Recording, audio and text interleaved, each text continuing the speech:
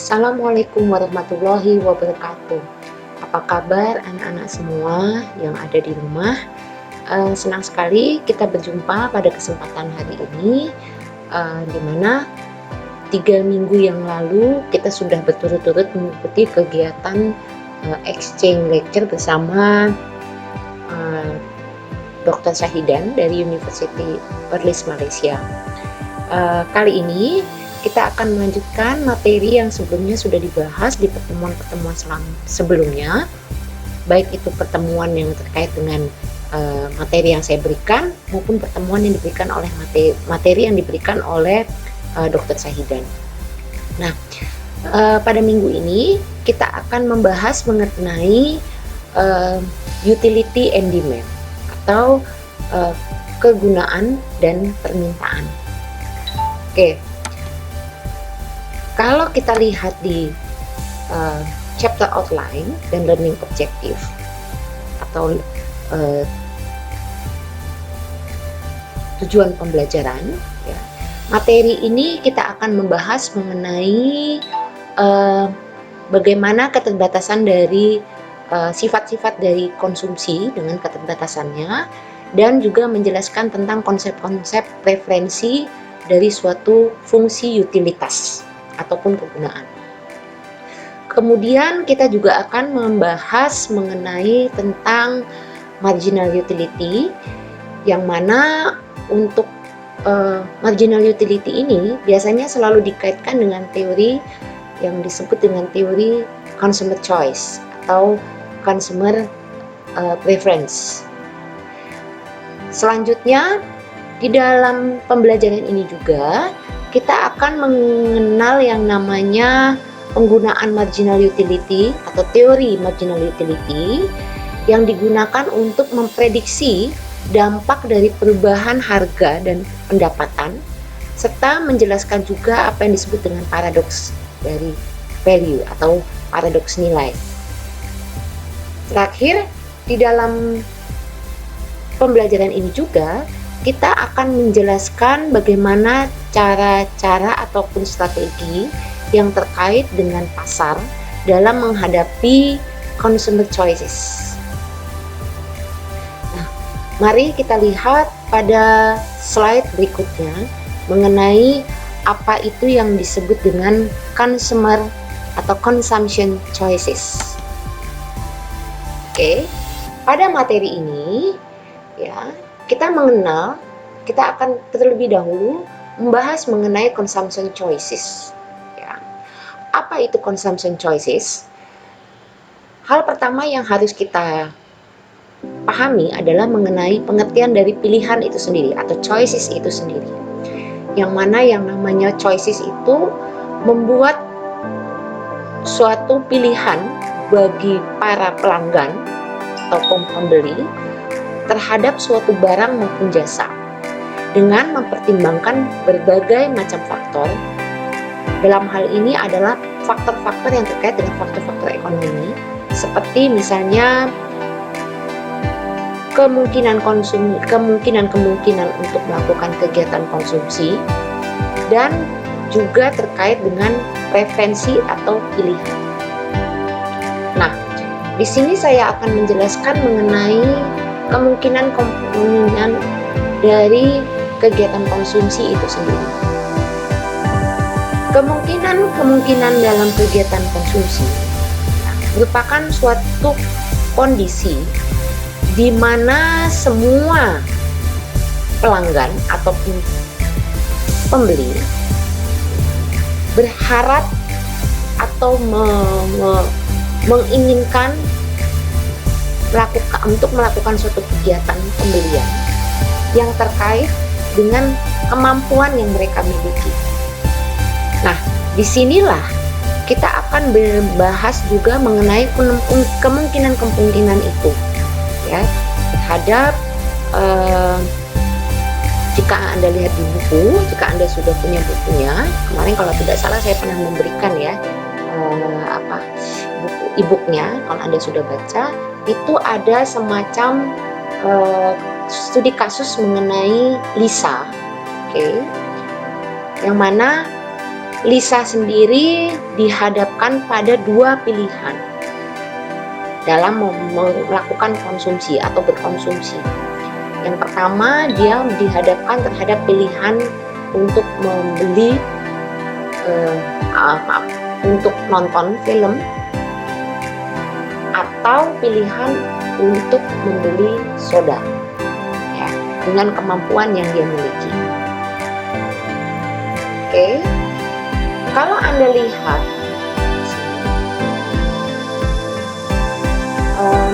ini nanti kemungkinan dari pembelian tersebut, kalau kita lihat itu akan kita akan kaitkan dengan yang namanya budget line atau garis anggaran dari seorang konsumen. Apa itu garis anggaran? Garis anggaran merupakan batasan kemungkinan yang dimiliki oleh seseorang, dalam hal ini pembeli atau konsumen, yang diilustrasikan dalam bentuk garis anggaran. Nah, kemungkinan dari berkonsumsi itu sendiri biasanya yang menjadi dasar dari garis anggaran itu biasanya terdiri dari atas batasan-batasan yang dimiliki oleh seorang konsumen yang merupakan batasan-batasan baik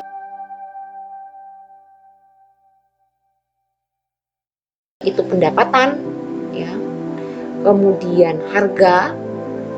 Kalau kita kaitkan dengan kasusnya Lisa, ya, itu adalah batasan yang dihadapi adalah selain income, dia juga dihadapkan dengan kenyataan, dengan harga yang dipasang atau yang ditawarkan untuk menonton, dan harga yang ditawarkan untuk membeli soda. Nah, pada saat Lisa melakukan pembelian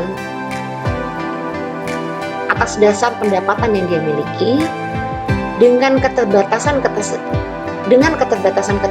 yang ia miliki, tentu saja Lisa itu akan menghadapi yang namanya consumption possibilities atau kemungkinan untuk berkonsumsi. Artinya di sini dengan kemampuan Lisa untuk membeli dari anggaran yang dia miliki, ini artinya dia juga memiliki batasan untuk memilih dari antara satu dari dua atau mungkin dua-duanya, ya, dari keinginan yang dia ingini antara menonton movie, menonton film, ataupun untuk membeli soda. Nah, itulah yang nanti kita katakan sebagai budget line yang dimiliki oleh Lisa. Sehingga budget line atau garis anggaran yang dimiliki oleh Lisa ini nanti menunjukkan bagaimana keterbatasannya dalam mengkonsumsi. Ya, Anda nanti bisa lihat di ini. Coba kita lihat di sini. Nah, ini adalah kalau Anda lihat di sini, ya. Oke. Mungkin saya akan jelaskan dulu. Kalau tadi kita katakan bahwa yang namanya garis anggaran itu itulah batasan kemungkinan untuk konsumsi yang diilustrasikan dengan garis anggaran, di mana garis anggaran itulah yang nanti akan menghubungi interaksi antara harga dengan pendapatan. Artinya begini, interaksi antara pendapatan dengan harga artinya menunjukkan sejauh mana kemampuan anggaran yang dimiliki oleh konsumen, dalam hal ini Lisa, terhadap keinginannya untuk melakukan konsumsi. Ya. Nah, itulah yang kita sebut dengan garis anggaran. Dan biasanya garis anggaran ini menandai batasan antara kombinasi barang dan jasa yang konsumen mampu untuk beli dan yang tidak mampu. Artinya begini, dengan tadi saya ulangi lagi, dengan batasan anggaran dalam hal ini pendapatan yang dia miliki, pendapatan tertentu yang dimiliki oleh Lisa, kemampuan dia dalam membeli barang itu sejauh mana sih? Itu artinya ilustrasinya itu begitu. Apakah dia mampu untuk membeli dua-duanya dengan cara mengkombinasi barang dalam hal ini adalah mengkombinasi dua pilihan yang dia hadapi, yaitu movie ya, ataupun soda. Nah, kalau Anda lihat di tabel ini tabel ini menunjukkan preferensi, menunjukkan consumption choice yang harus dihadapi oleh Lisa. Ya, kalau Anda lihat di sini, ini dengan ada 6 kemungkinan. Ya, ada kemungkinan A, kemungkinan B, C, D, E, dan F. Nah, di mana dari kemungkinan ini merupakan pilihan gabungan antara dua pilihan, movie dengan soda. Jadi dia mengkombinasikan pilihan tadi berdasarkan batasan-batasan pendapatan yang dimiliki. Sehingga pilihan yang pertama adalah untuk movie, apabila batasan anggarannya, dia bilang Lisa has $40 to spend. Artinya Lisa itu hanya mempunyai 40 US dollar, 40 US dollar untuk dibelikan sesuatu, ya. Sementara harga dari tiket movie atau bioskop menonton TV itu adalah $8, dan harga untuk membeli soda itu adalah $4.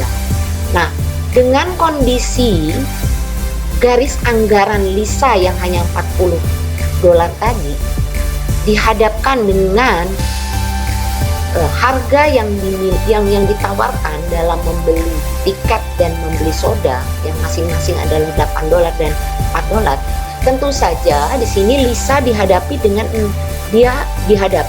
berbagai pilihan, dan akhirnya ditetapkanlah ada 6 pilihan kemungkinan yang sesuai dengan kemampuan pendapatan yang dia miliki dan juga dengan harga yang ditawarkan oleh penjual untuk membeli tiket maupun membeli soda.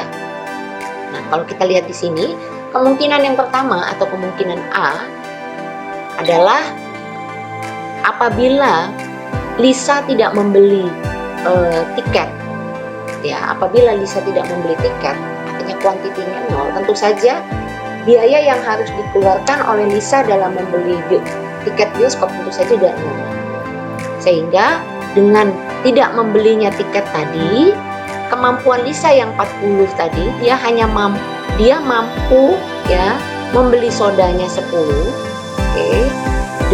Artinya dengan tidak membelinya tiket bioskop tadi, uang yang dia miliki atau uang yang dimiliki oleh Lisa ini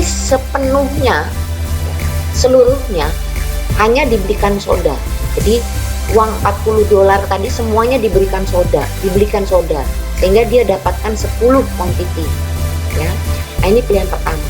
Atau pilihan yang kedua, dia beli satu tiket, di mana satu tiket tadi diketahui harganya $8, sehingga sisanya adalah 32, ya. Dan 32 ini dengan harga sodanya 4, dia bisa beli 8. Nah, ini artinya pilihan yang kedua. Atau dia mampu beli tiket 2 dengan harga satu tiketnya 8, berarti kalau 2 itu 16, berarti sisanya adalah 24. Dan 24 ini dia alokasikan untuk membeli 6 soda.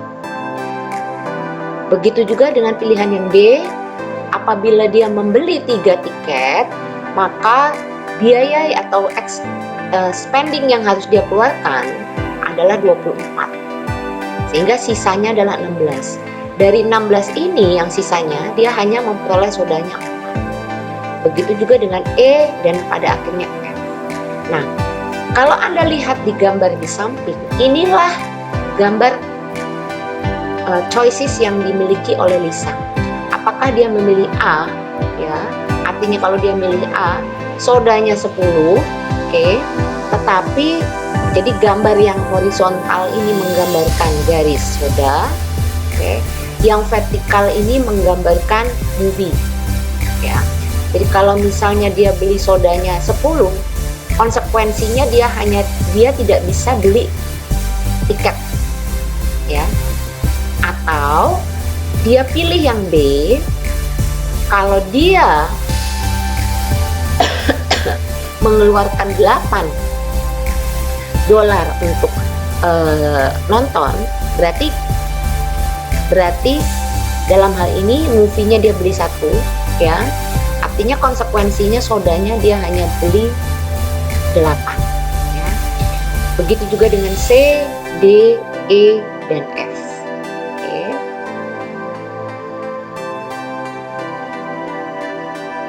Oke, sekarang pertanyaannya adalah bagaimana apabila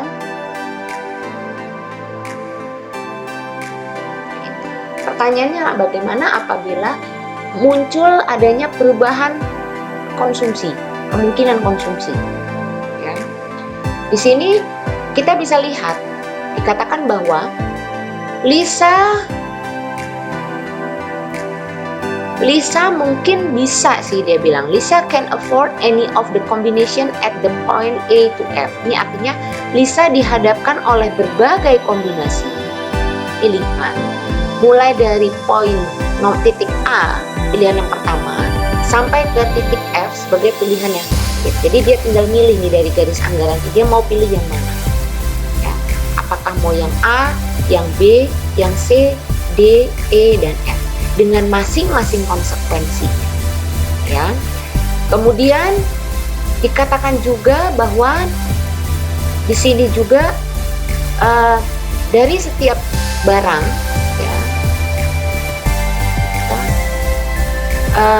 masing-masing ini dapat dibeli ya, secara keseluruhan pada tiap unit ya, sesuai dengan garis anggaran atau titik-titik anggaran yang ada di dalam gambar.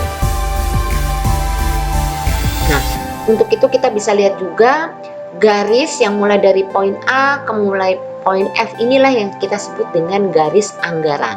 Karena kebetulan kasusnya ini adalah Lisa, berarti kita bisa katakan gambar ini menunjukkan garis anggarannya si Lisa.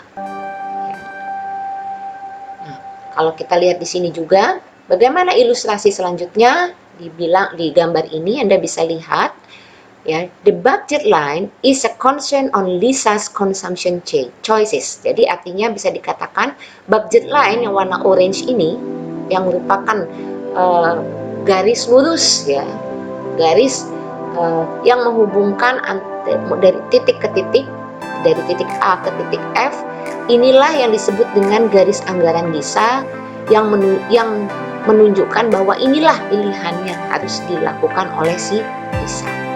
Dan Lisa pun ya, dapat membeli atau memiliki kemampuan sesuai dengan budget line yang dia miliki berdasarkan titik-titik, baik itu mulai dari titik A ke titik F. Nah inilah, jadi kesimpulannya titik A dan titik F ini merupakan pilihan-pilihan kombinasi yang bisa dia manfaatkan dalam rangka memanfaatkan pendapatan yang dia miliki ya. Kalau seandainya di bawahnya dikatakan Lisa cannot afford any point outside her budget line. Nah, artinya di sini kalau misalnya muncul titik di atas di sini, artinya gambar ini menunjukkan bahwa sampai di sinilah kemampuannya dia. Jadi gambar yang warna pink ini menunjukkanlah kemampuan Lisa dalam membeli barang ya, dengan cara dia mengkombinasikan barang-barang tadi sesuai dengan garis anggaran yang dimiliki. Ini kemampuannya sendiri. Sedangkan yang di luar ini, inilah yang ketidakmampuannya dia. Jadi dalam hal ini Lisa hanya ngotak-ngatik aja nih kombinasi dari garis anggaran ini, di mana daerahnya adalah di daerah yang warna pink. Oke. Kemudian lagi sekarang, oh ya, mungkin sebagai tambahan ya, tadi saya jelaskan, udah singgung sedikit nih mengenai kalau adanya perubahan kemungkinan konsumsi Bu, bagaimana? Apabila Lisa tadi itu berpikir untuk melakukan perubahan dalam konsumsi, tentu saja bisa, dengan syarat anggaran yang dimiliki itu sesuai dengan anggaran yang, akhirnya dengan syarat kombinasi barang yang mau dibeli itu harus sesuai dengan anggaran yang dimiliki. Artinya di sini kemungkinan konsumsi itu bisa saja berubah ya ketika pendapatan atau harga berubah. Jadi misalnya, Bu, kalau seandainya ada, bisa nggak sih kalau anggaran ini akan geser ke kanan?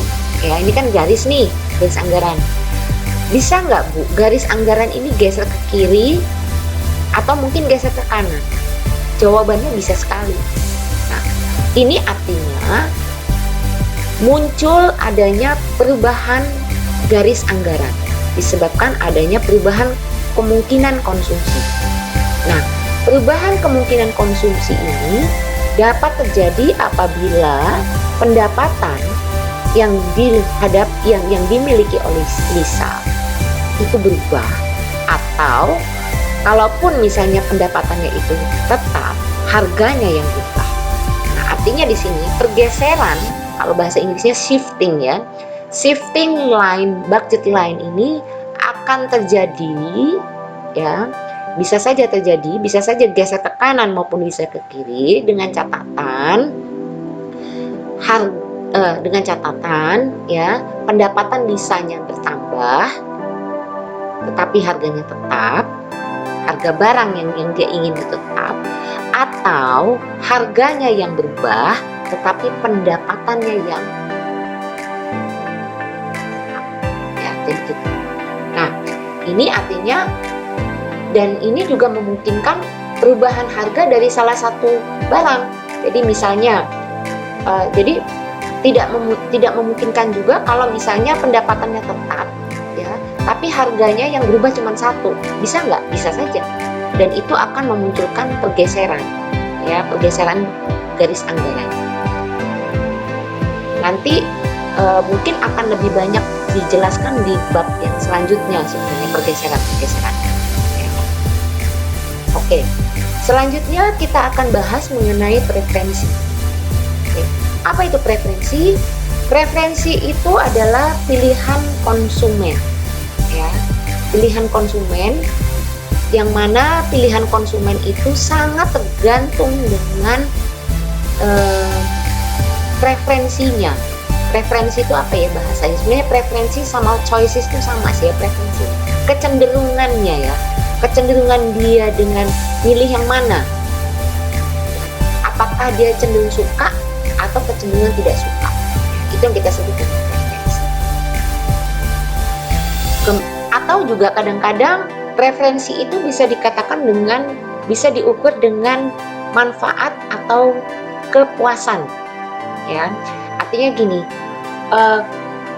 tadi kan kita bahas nih dengan dua pilihan, ya. Kalau kita balik lagi ke tadi, ya, si Lisa kan punya dua pilihan. Dengan pendapatan yang dia miliki, dia punya dua pilihan untuk membeli barang, antara beli tiket dengan beli minuman soda.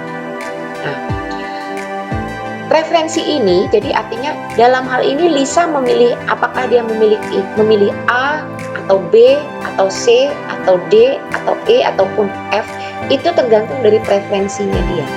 Artinya sejauh mana pilihan-pilihan tersebut pilihan-pilihan tersebut itu mampu memuaskan, ya, mampu meningkatkan kepuasan dan mampu memberikan benefit atau manfaat, ya, bagi si Lisa itu sendiri sesuai dengan pendapatan yang dia miliki.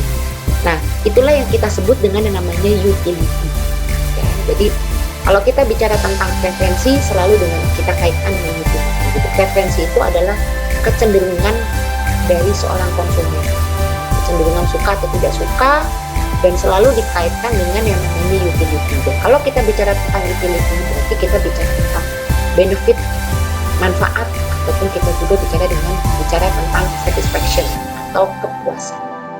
Oke, selanjutnya ada lagi kita bahas mengenai total utility atau utilitas total. Apa sih total utilitas itu atau utilitas total? Utilitas total adalah total manfaat yang akan diperoleh dari seseorang pada saat dia mengkonsumsi barang dan jasa. Ya, di sini artinya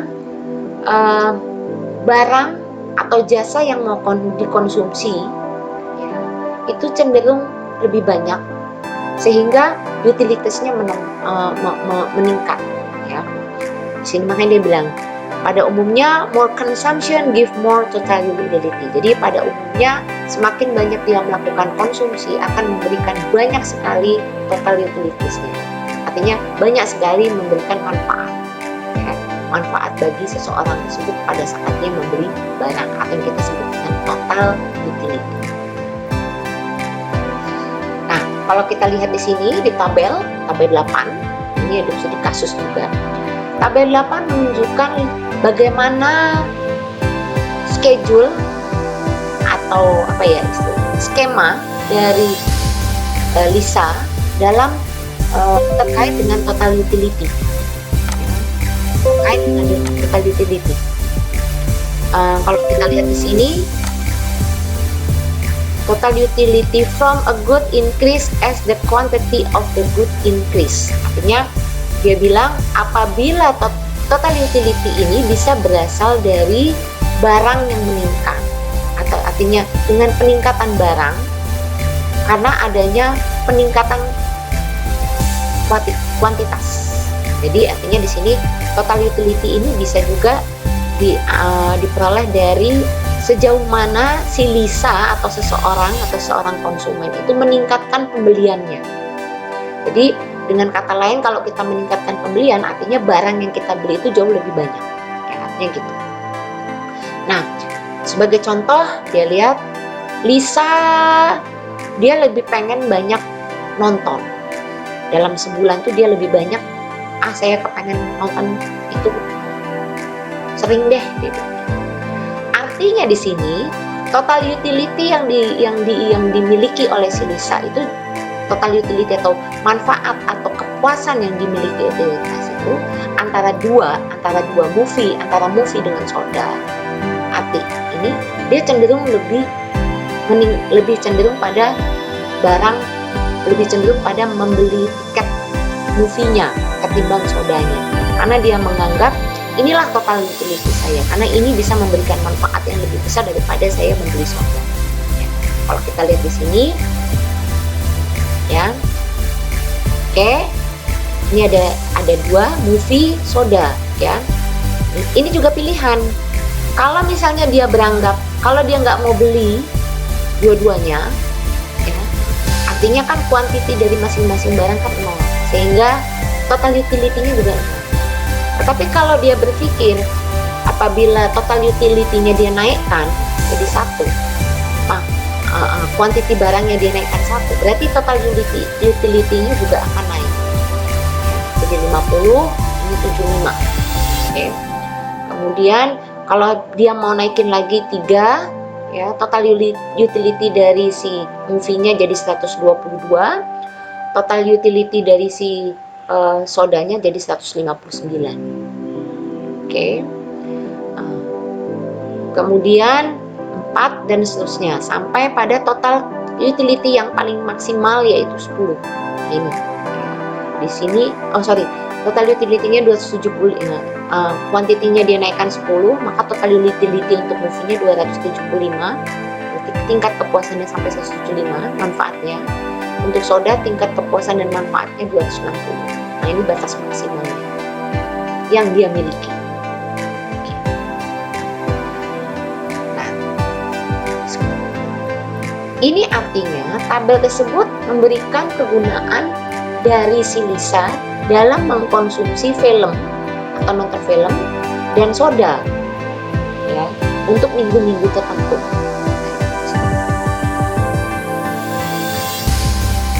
Mungkin ada pertanyaan dari Anda. Dari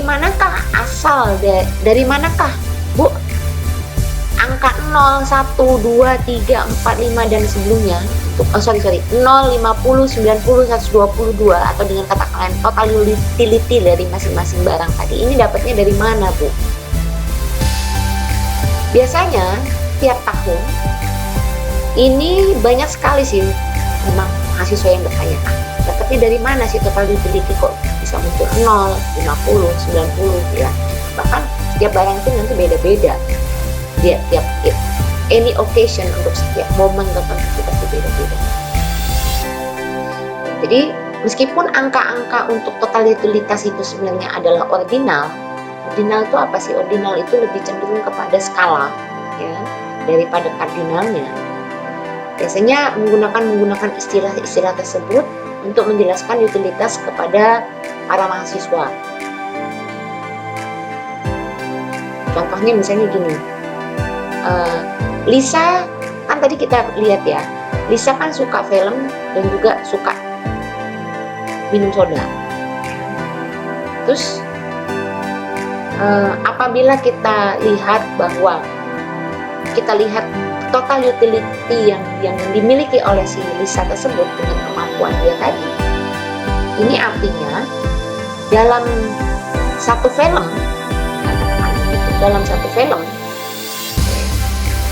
dia memiliki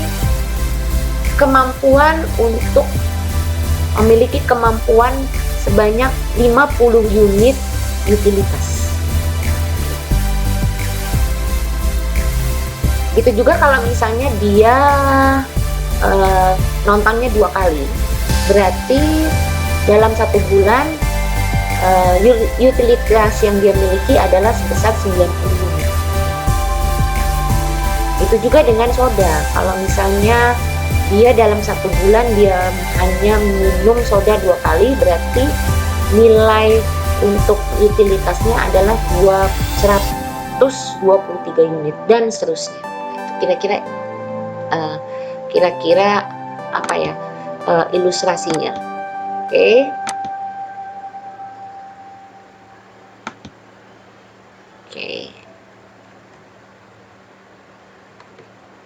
Selanjutnya,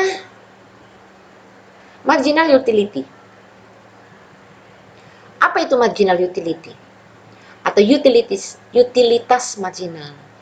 Marginal utility atau utilitas marginal adalah perubahan utilitas total atau total utility yang dihasilkan dari peningkatan 1 unit dalam kuantitas barang yang akan dikonsumsi.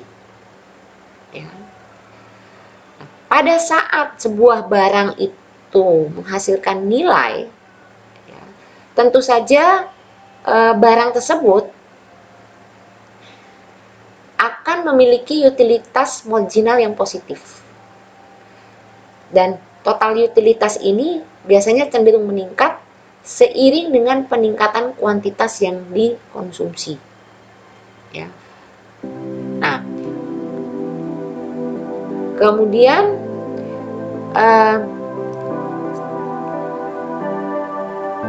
pada saat kuantitas barang itu meningkat,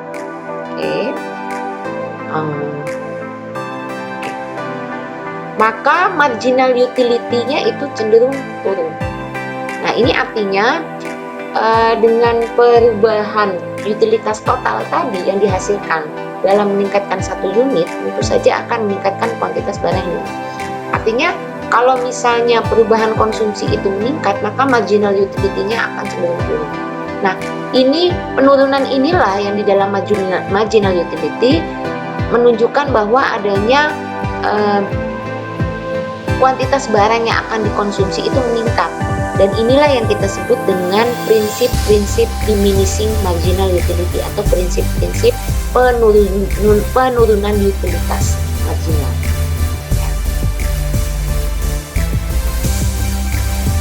Nah, kita lihat di sini gambarnya. Gambar 8 menunjukkan bagaimana Lisa mengkalkulasi atau menghitung marginal utility dari total utility-nya. Baik, kita lihat di sini. Lisa utility from movie and soda. Di sini ada kolom ini kolom movie, ya. Quantity-nya 0, total marginalnya 0, tentu saja marginal utility-nya 0. Itu juga dengan soda, oke. Kalau misalnya sodanya 0, total utility-nya 0, marginalnya juga masih 0. Oke. Kemudian apabila misalnya quantity nontonnya itu ditambah naik jadi 1, maka total marginalnya 5, sehingga marginal utility-nya adalah selisih antara total marginal sekarang dengan total marginal yang sebelumnya, berarti 50. Oke, lanjut. Bentar ya.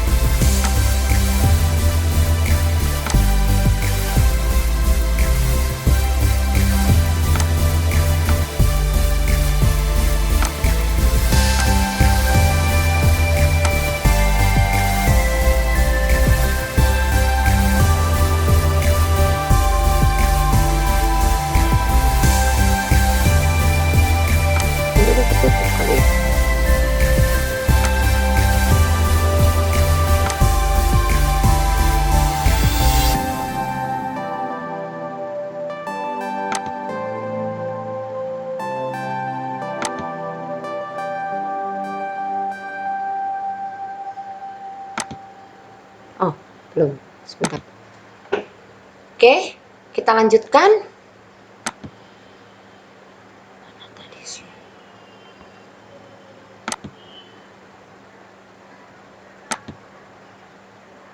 Kita lanjutkan. Masih dengan slide yang tadi ya. Jadi kalau tadi mau kuantitinya dia tambah dari 0 ke 1, maka total utility-nya dari 0 akan berubah menjadi 5, sehingga marginal utility-nya adalah 50 ya.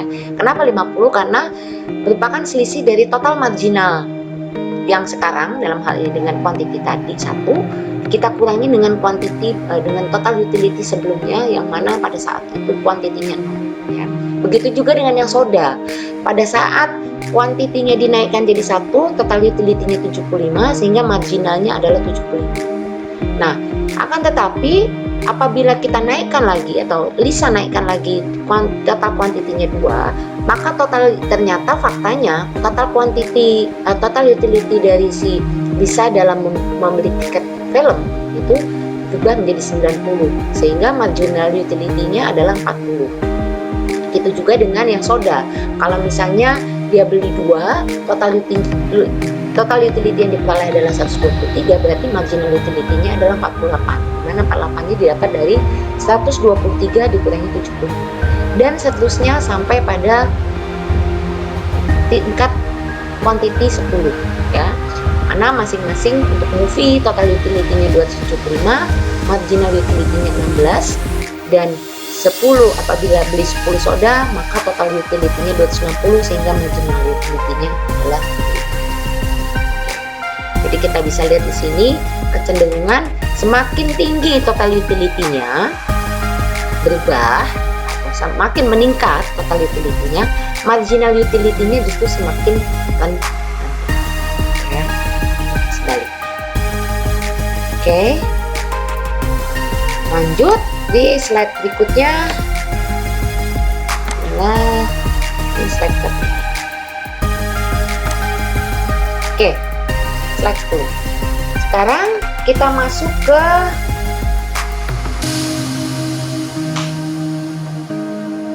masuk ke gambar selanjutnya ya, gambar 82. Di buku itu ada. Di sini gambar ini menunjukkan bagaimana kondisi total utility dan marginal utility dari soda yang dimiliki oleh si Lisa. Ya, kalau kita bisa lihat gambar ini, saya besarin dulu ya gambarnya.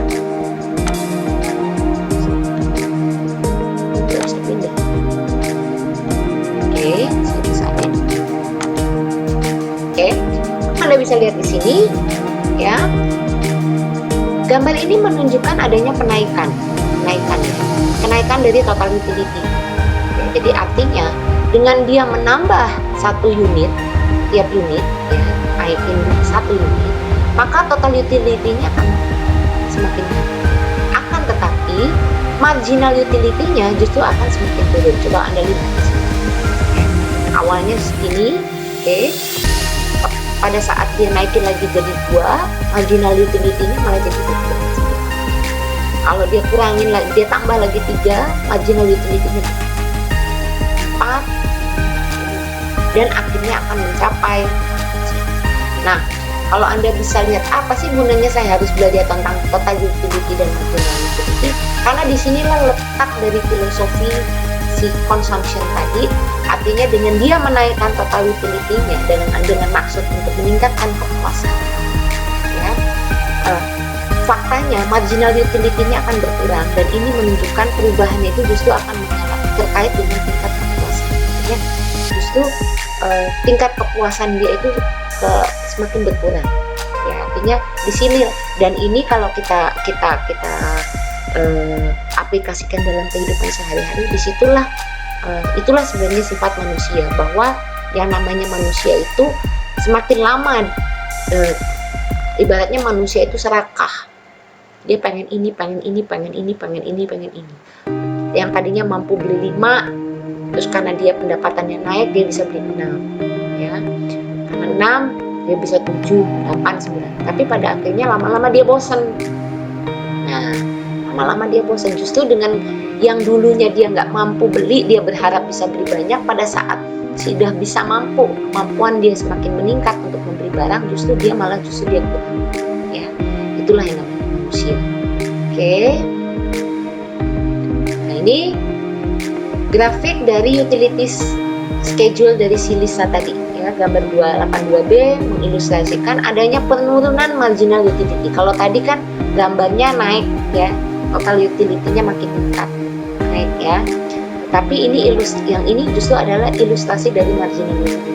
Artinya kalau kita bisa lihat, dia akan cenderung turun. Karena gambar ini, ya kan, kalau kita balik, ya, kalau ini kan nggak dibalik nih, jadi dia naik. Kalau kita balik, justru dia kepuasannya dia mau jadi Oke. Kemudian utility maximizing choices, atau pilihan yang memaksimalkan utilitas.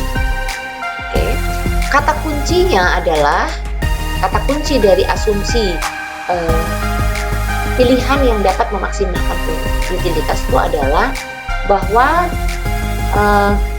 pilihan konsumen dapat mempengaruhi tingkat total utilitasnya karena kombinasi barang yang berbeda mampu menghasilkan jumlah utilitas yang berbeda. Jadi artinya tiap barang itu punya kemampuan utilitas yang berbeda, sehingga kombinasi yang berbeda itu juga menghasilkan jumlah utilitas yang berbeda. Asumsinya adalah, dia bilang, asumsi utama dari teori utilitas marginal ini adalah bahwa rumah tangga household, dia bilang rumah tangga atau individu, ya, yang mengkonsumsi kombinasi barang atau jasa tersebut dapat memaksimalkan utilitas. Caranya bagaimana? Caranya adalah dengan menggabungkan antara batasan yang diberlakukan oleh garis anggaran, ya, yang dimiliki. Contohnya tadi garis anggarannya si Lisa kan cuma $40, dengan preferensi konsumen untuk bisa membuat suatu kombinasi produk yang memberikan si Lisa ataupun konsumen itu utilitas maksimum. Artinya bahasa kasarnya gini lah, artinya dengan keterbatasan pendapatan yang dia miliki tadi, ya, yang dimiliki oleh Lisa tadi, Lisa ini diharuskan bisa menggabungkan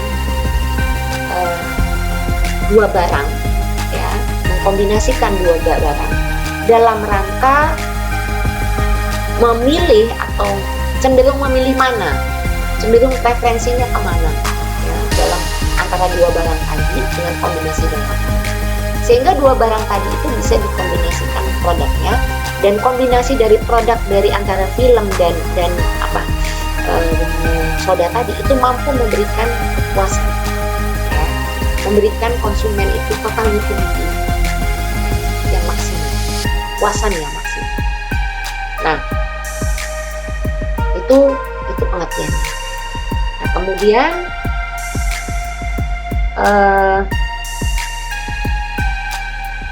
Dan biasanya si pembeli atau katakanlah Lisa tadi itu harus bisa menggabungkan batasan yang diberlakukan oleh garis anggaran dengan preferensi si Lisa atau konsumen untuk menemukan kombinasi produk yang memberikan utilitas maksimum yang tersedia. Ya. Nah, inilah yang kita sebut dengan equilibrium konsumen. Apa itu equilibrium konsumen? Equilibrium konsumen itu terjadi pada saat situasi si konsumen itu harus mengalokasikan semua pendapatannya yang tersedia, kemampuan pendapatannya, dengan cara memaksimalkan utilitas dengan mempertimbangkan harga. Jadi sekali lagi, yang namanya equilibrium konsumen, ya jadi artinya di sini si konsumen itu dihadapkan dengan keterbatasan pendapatan, tapi dihadapi dengan keinginan yang banyak terhadap konsumsi suatu barang. Ini artinya si konsumen itu harus mampu bisa menggabungkan berbagai macam keinginan dia, ya, untuk bisa diakomodir oleh pendapatan yang dia, dengan tujuan kombinasi tadi, gabungan dari preferensi tadi itu mampu menciptakan kepuasan. Oke. Nah, kalau kita lihat di sini di spread solution-nya, dia bilang the direct way to find the utility maximizing choice is to make a table in a spreadsheet and do the calculation. Jadi di sini cara yang langsung untuk mengetahui seberapa banyak sih jumlah barang dan jasa adalah dengan membuat yang namanya tabel-tabel pilihan. Kemudian tabel-tabel pilihan tadi itu kita kalkulasi. Oke. Dengan cara apa? Find the just affordable combination. Jadi dengan cara melakukan kombinasi barang-barang, ya, yang bisa yang dimungkinkan untuk melakukan kombinasi. Atau find the total utility for each just affordable combination, atau hanya mencari total utility, ya, dari tiap-tiap kombinasi barang-barang yang memungkinkan untuk dibeli, atau dengan cara meningkatkan atau memaksimalkan kombinasi dari utility berdasarkan pilihan-pilihan si Lisa atau pilihan-pilihan konsumen. Jadi caranya adalah seperti ini. Contohnya lihat, kalau kita lihat gambar, ya, ini Anda diminta untuk menghitung kombinasi produk yang dihabiskan berdasarkan pendapatan yang tersedia, berdasarkan harga-harga barang. Apabila diketahui, masih kasusnya Lisa, apabila diketahui Lisa hanya punya kemampuan $40 sebulan untuk membeli tiket film dan soda, dan dimana harga tiketnya itu $8, harga sodanya tadi atau minuman sodanya itu 4. Nah, kalau kita lihat di tabel 8, ini menunjukkan kombinasi dari kemampuan si Lisa dengan anggaran yang 40 tadi dalam mengkombinasi preferensi atau keinginan dia atau kecenderungan dia dalam memilih atau mengkombinasi dua dari yang dia ingin tadi, antara movie dengan soda. Kita bisa lihat di sini. Di pilihan pertama, jadi masih sama tuh seperti tadi. Kalau dia misalnya pilihan pertamanya adalah A, ya, dia bilang movie-nya 0. Nanti konsekuensinya sodanya saya bisa beli 10.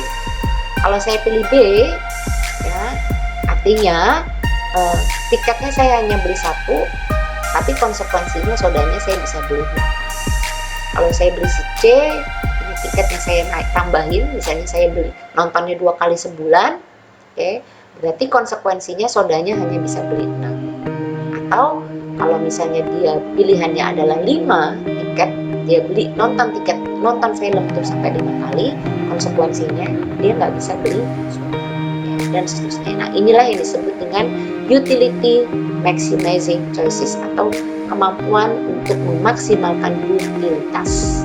Inilah kepuasan, inilah utility maksimal yang bisa dipilih. Dia cenderung pilih mana? Saya cenderung untuk memuaskan saya beli soda kah?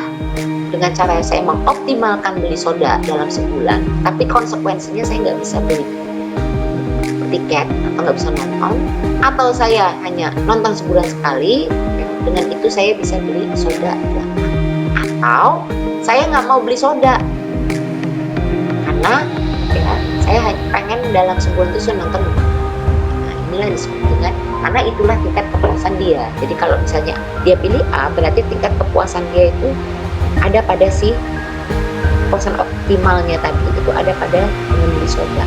Tapi kalau dia ngambil yang F, berarti tingkat kepuasan optimalnya yang tertingginya adalah dia beli nonton tuh 5 kali, tapi konsekuensinya dia nggak bisa beli.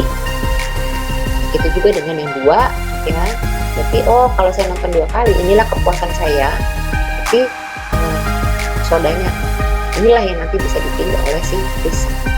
Begitu juga dengan Anda pun juga bisa mengadopsi hal seperti ini di dalam hal mengelola anggaran terkait dengan kemampuan Anda dalam mengkonsumsi. Oke, nah ini juga aku bisa melihat find the total. Tadi dia bilang bagaimana caranya untuk mengkombinasi, dia bilang gitu kan. Nah ini cara yang pertama, find the total utility for each just. Kalau tadi kan yang pertama tuh ya, pilihan yang pertamanya apa, dia bilang gitu. Find just affordable combination. Jadi pilihan yang pertama itu caranya bisa seperti ini. Jadi hanya memilih mana yang paling affordable sama dia, ya. Atau pilihan yang kedua, dua-duanya itu harus bisa terakomodir. Jadi kombinasinya, contohnya seperti ini. Pilihan A, ya, movie-nya nonton nggak bisa, artinya dia nggak nonton sama sekali, berarti sodanya dia beli 10. Atau dia hanya nonton sekali, di sini dia sehingga total utility-nya atau kepuasan dia 50. Untuk mendapatkan kepuasan sebesar 50, ya, dan total utility from movie and sodanya 298, sehingga total utility-nya untuk soda 248. Kenapa? Karena ini total utility jumlah dari kepuasan dia yang 50 dalam membeli 1 tiket, ya, dengan jumlah manfaatnya atau kepuasannya si Lisa sebesar 248 dengan membeli 8 soda. Ya. Itu juga kalau misalnya kayak tadi itu angkanya sangat dekat, 90 sama 123, ya. 90 sama 123. Berarti kan di sini ini 90, ya kan? Kalau dia beli 2, total utility-nya 90. Oke. Kalau di sini berarti di sininya berapa tadi tuh? 123, ya. Oke. Kalau di sini tadi dia 90. Kalau dia beli 2, berarti total utility-nya 90 untuk movie. Sedangkan total utility untuk sodanya ya 123. Artinya dengan ini dia beli 6, ya kan? Sehingga 123 ditambah berapa tuh? 93. Ini nih. Sorry. Nah ini. Bukan ini. Ya, 123 ditambah 93. Ketemu, ya. Oke. Lanjut. Sekarang atau pilihan yang ketiga, kalau tadi dia lebih ada yang, jadi pilihan itu ada 3. Ada yang sifatnya sangat ekstrim, ya, ada yang sifatnya modest, ya. Ada juga yang sifatnya win-win solusi. Nah, saya itu gitulah, ya. Kalau dia ekstrim, dia hanya ambil saklek, dia hanya ambil dari 2 itu, diambil dengan dia tahu bahwa ini konsekuensinya. Atau dia nggak terlalu saklek, karena dia masih bisa berharap untuk memaksimalkan kepuasannya. Dia mengkombinasi antara dua-dua. Dia menganggap bahwa dua-duanya itu affordable, ya. Atau dia memaksimalkan utility-nya dengan cara apa? Mengkonsumsi, dia melakukan gabungan dari 2 tadi, ya. Jadi kalau misalnya dia melihat di A ini tadi, dia nggak nonton sama sekali, atau total utility-nya kan 0. Kalau dia misalnya quantity-nya 0, berarti kan dia total quantity. Kalau dia sama sekali nggak nonton, berarti kan dia bisa 10 kali bisa beli 10 soda. Sehingga total utility-nya 290. Sehingga total utility from movie and sodanya berapa? 260 ditambah 260.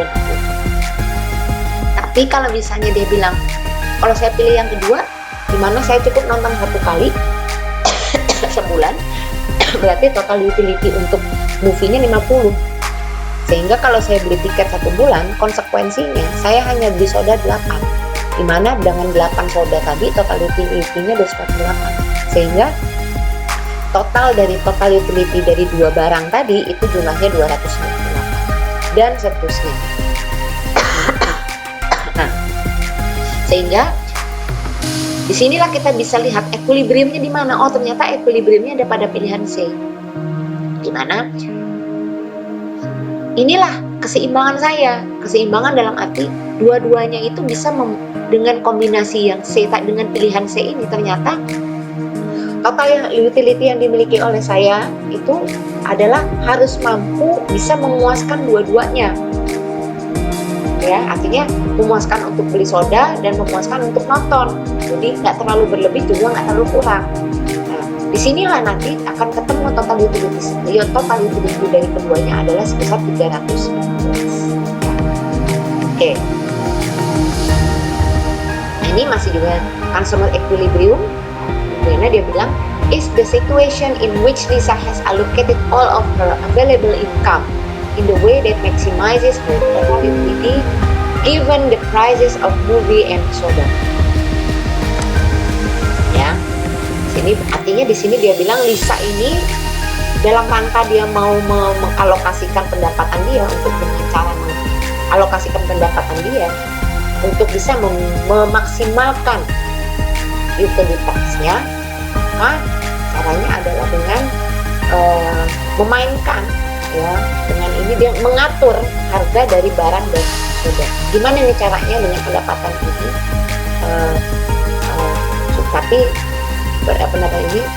Tetapi dengan cara mengkombinasikan antara 2 barang melalui harga-harga yang ditawarkan, tetapi tanpa mengurangi total utility.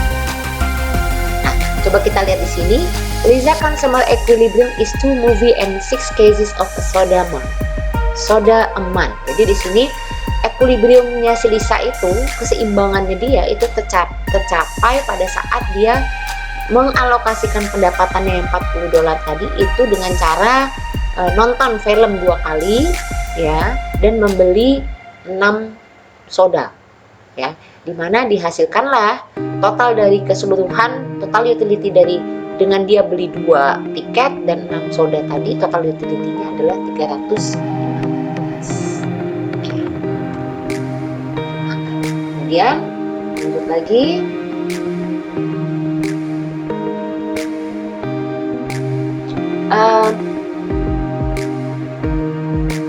masih di utility matching choices, ya. Bagaimana caranya kita melakukan pemilihan choosing at the margin? Bagaimana caranya kita memilih marginnya tadi? Di sini kan dia bilang, a more natural way of finding the consumer equilibrium is the use ideal of choices made at the margin. Jadi salah satu cara si pembeli dengan kondisi tadi, keterbatasan tadi, salah satu cara atau trik dari si pembeli supaya tingkat kepuasan dan kemampuannya itu equilibrium atau orang sebut dengan consumer equilibrium itu tercapai, maka hal yang cukup brilian untuk diantisipasi adalah dengan cara melakukan dengan membuat suatu yang namanya pilihan-pilihan berdasarkan margin, ya. Sekarang pertanyaannya, bagaimana caranya memilih margin? Atau caranya adalah dengan menggunakan analisis marginal, ya. Pertanyaannya, bagaimana caranya untuk memilih margin dengan membuat analisis marginal dari suatu keputusan? Pertama-tama, having made a choice with spending $1 more or $1 less on a good bring more total utility. Di sini pakai dolar, ya, karena bukunya buku Amerika. Version ini buatan Amerika.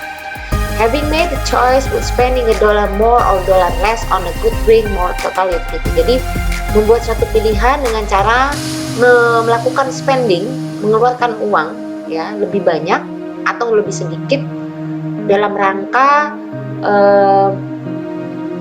supaya total utility-nya itu bisa lebih bagus, lebih apa ya, lebih tinggi lah bahasanya. Ya. Nah, dan marginal utility itu akan meningkat apabila total utility-nya itu menghasilkan adanya perubahan konsumsi dari satu unit, ya, satu lebih banyak dari unit yang lain. Artinya di sini utilitas konsumen itu bisa dimaksimalkan ketika saat konsumen membelajarkan semua pendapatan yang tersedia dengan menyamakan utilitas marginal per dolar untuk semua barang. Gitu. Di sini juga artinya utilitas marginal per dolar adalah utilitas marginal dari barang dibagi harga. Ya, jadi dibalik. Makanya the marginal utility per dollar is the marginal utility from a good that bisa from spending $1 more on it. Ya, dia bilang utilitas marginal per dolar adalah utilitas marginal dari barang dibagi harganya. Sekali lagi, utilitas marginal per dolar itu diperoleh dari utilitas marginal barang dan jasa yang akan dikonsumsi dibagi dengan harga barang atau jasa. Nah ini, dan biasanya kita sebut dengan yang namanya marginal utility rule, ya. Marginal atau jadi untuk melakukan pilihan memilih untuk memaksimalkan utilitas, kita bisa menggunakan metode atau analisa marginal utility, di mana analisa marginal utility atau analisis marginal itu tujuannya untuk memaksimalkan utilitas, tetap dalam rangka untuk meningkatkan kepuasan dari si konsumen dengan cara membandingkan utilitas marginal per dolar dari masing-masing produk. Jadi, makanya dia bilang the marginal utility per dolar equals the marginal utility from a good divided by its price, karena tadi ya. Jadi marginal utility per dolar itu didapat dari marginal utility dari barang dan jasa yang akan dibeli dibagi dengan harga dari barang dan jasa yang akan dibeli. Nah, ini yang kita sebut dengan marginal utility. Kalau misalnya tadi kasusnya adalah 2, yaitu tiket film dengan soda, berarti kita bisa katakan sebagai marginal utility dari tiket kita kasih kode atau kasih notifikasi MUM. Ya, M-nya itu marginal, U-nya itu utility, M yang di bawah itu adalah movie-nya, barangnya. And the price of a movie, dan harga dari movie atau harga dari film itu adalah PM. P itu ada price-nya, M itu adalah movie-nya, M yang kecil ya. Nah, kemudian marginal utility per dolar dari movie adalah, ini dia bilang MUM dibagi PM. Nah, bagaimana dengan soda itu sendiri? Soda juga sama. Katakanlah soda, marginal utility soda itu kita katakan sebagai MUS, harganya kita sebut dengan PS, maka marginal utility per dolar dari soda adalah MUS dibagi PS. Dengan membandingkan antara MUM per PM dengan MUS per PS, kita dapat menjelaskan apakah Lisa ini mampu mengalokasikan pendapatannya atau budgetnya yang cuma $40 tadi dalam rangka untuk memaksimalkan total utility. Jadi marginal utility rule ini adalah fungsinya untuk mencari sampai mana sih kemampuan atau kepuasan dari seseorang dalam rangka mengkonsumsi barang dengan kemampuan barang yang dimiliki. Rumusnya adalah MU katakanlah misalnya barangnya A dengan B ya, berarti MUA dibagi PA ya, terhadap MUB terhadap PB, sehingga dia akan ketemu lah. Jadi kalau bisa gambarnya bisa saya tulis ya, misalnya hasilnya nanti akan rumusnya akan diperoleh, saya copy aja ya, ini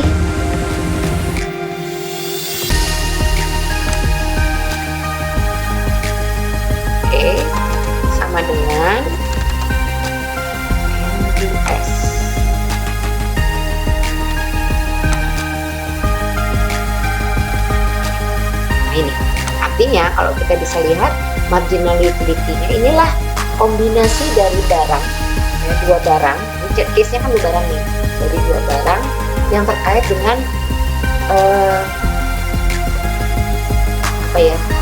pilihan-pilihan dalam rangka pilihan-pilihan barang yang mau dibeli dalam rangka memaksimalkan. Ini kalau bahasa matematiknya kita sebut rule of thumb-nya. Rule of thumb-nya. Jadi rumus ini adalah yang menunjukkan bahwa dengan membandingkan antara perubahan marginal utility dari si movie terhadap perubahan marginal utility dari si soda, kita bisa menjelaskan apakah rumus ini untuk membantu kita dalam membuat alokasi budget, ya, alokasi budget dalam rangka memaksimalkan utility suatu barang, ya, memaksimalkan kepuasan kita. Oke. Lanjut. Nah, ini utility maximizing rule.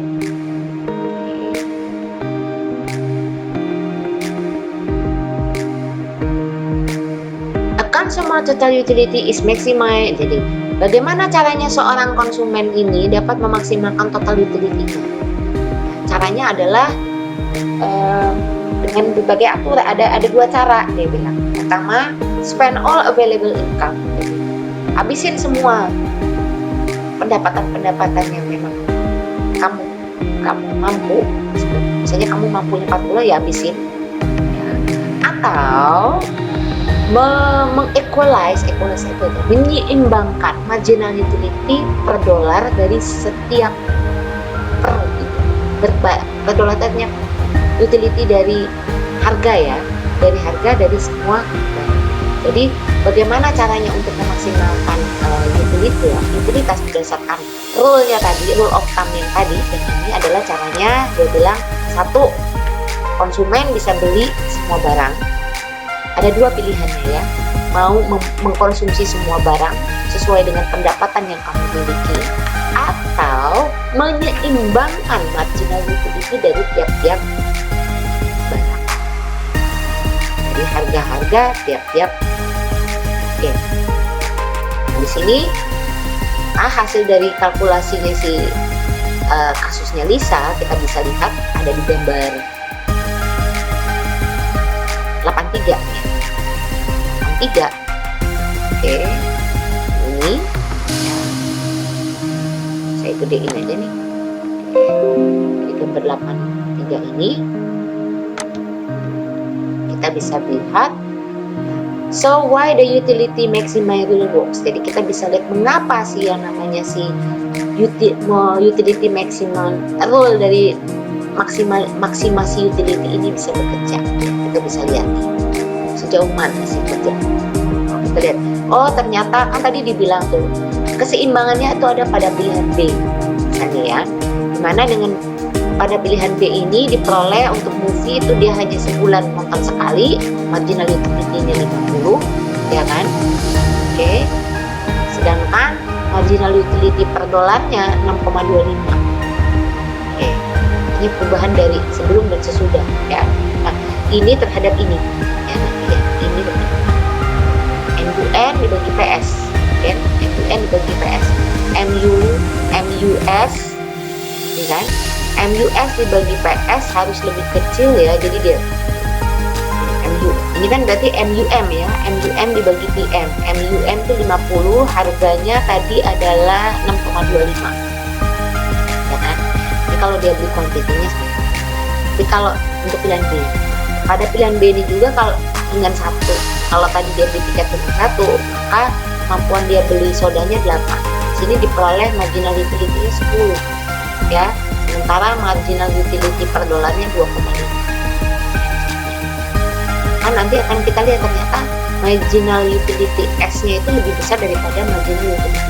Berarti tingkat kepuasan dia MUM, ya. Ini ada pada saat dia membeli satu barang, satu tiket, ya, satu tiket dengan 8 soda, ya. Kita bisa lihat in row B, dia bilang di MUS per PS, ya, less than MUM per atau divided lah ya, nggak pakai istilah per. MUS divided to PS ya, less than MUM divided to PM. Lisa, ini artinya Lisa itu lebih banyak membeli soda daripada beli tiket. Nah, inilah keseimbangan dia. Ya, jadi pada keseimbangan B inilah Lisa ini bisa memaksimalkan kepuasannya. Dan keseimbangan B ini pada kondisi apa? Oh, pada kondisi dia hanya 1 kali nonton ya dengan 8 soda per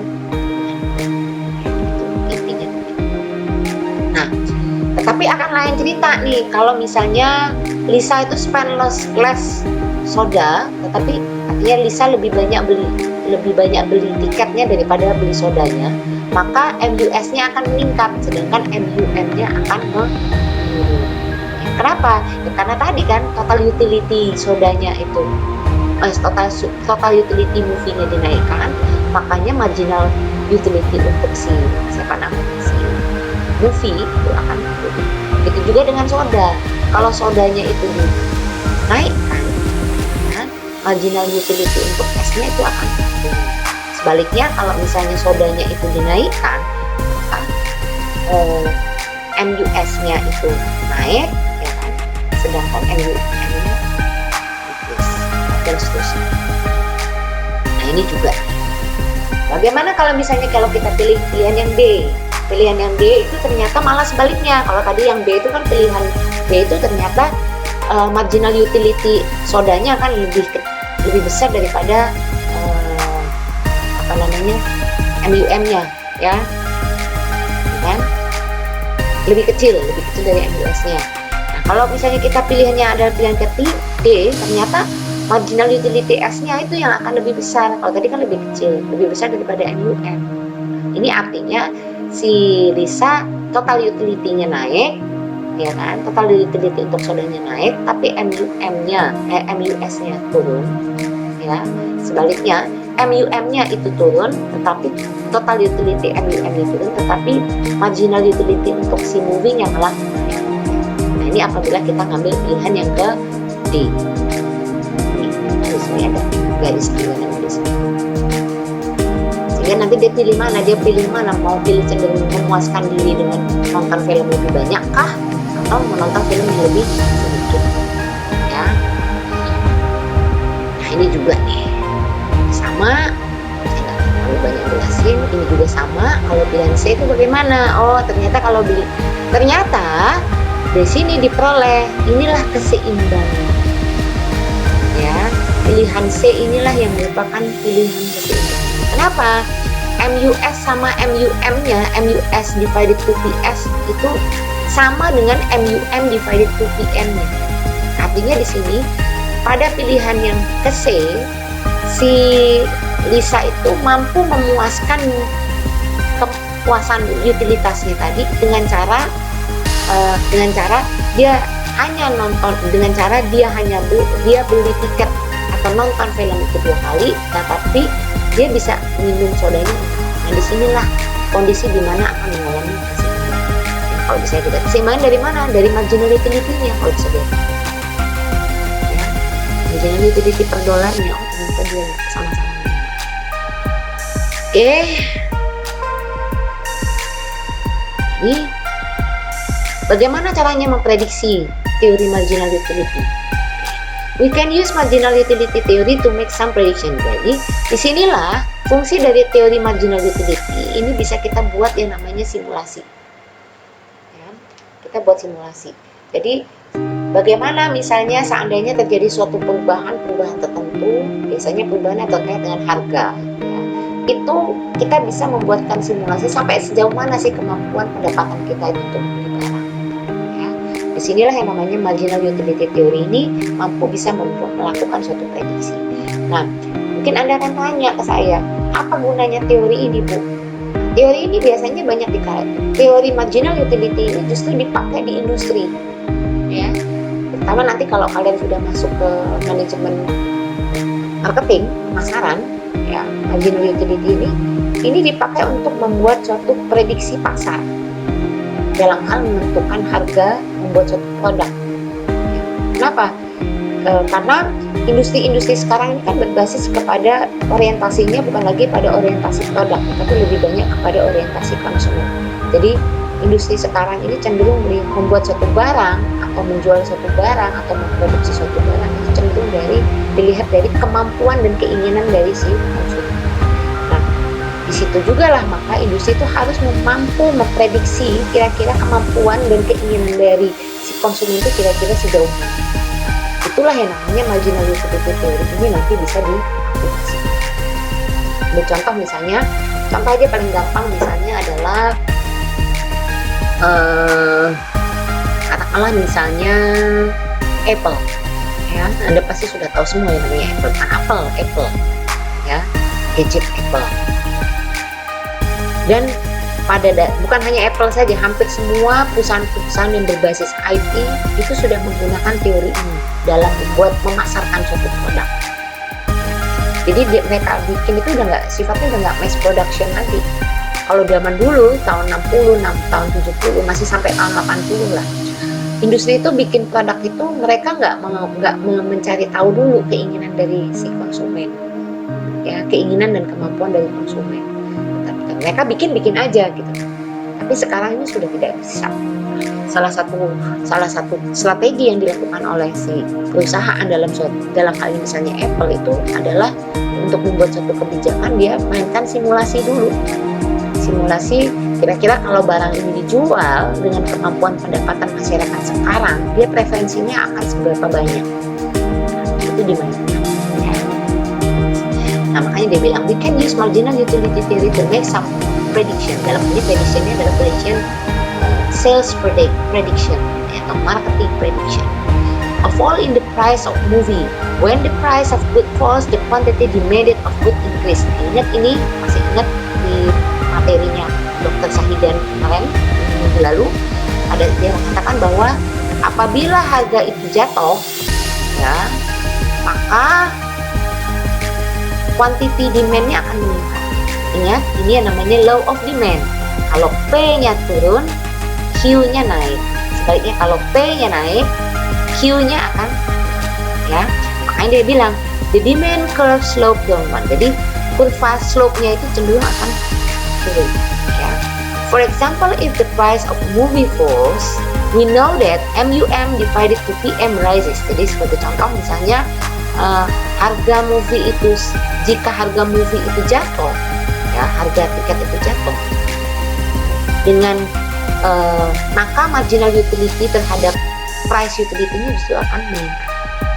So before the consumer changes the quantity quote, jadi sebelum consumer itu merubah, ya harus merubah pikiran untuk merubah berapa jumlah barang yang mereka buat, maka sini kita harus disuruh milih MUM divided to PM more than MUS dibagi PS. Artinya di sini apabila harganya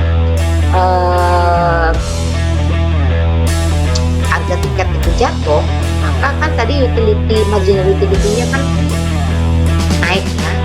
Artinya di sini ada perubahan referensi.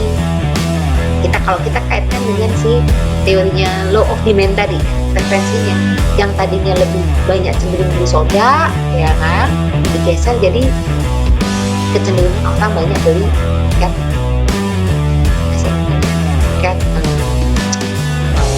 film, ya. Nah, dia bilang to restore consumer equilibrium or maximum total utility, the consumer increases the movie scene to drive down the MUM and restore MUM divided to PM equals to MUS divided to PS. Jadi dia bilang bagaimana caranya agar konsumen ini mampu mencapai tingkat equilibrium, ya, dengan cara memaksimalkan total utility. Maka caranya adalah dia bilang konsumen harus meningkatkan pembelian tiket, ya, tapi dengan menurunkan sedikit marginal utility-nya, sehingga dengan penurunan tadi MUM-nya atau marginal utility dari si movie itu bisa setara dengan marginal utility si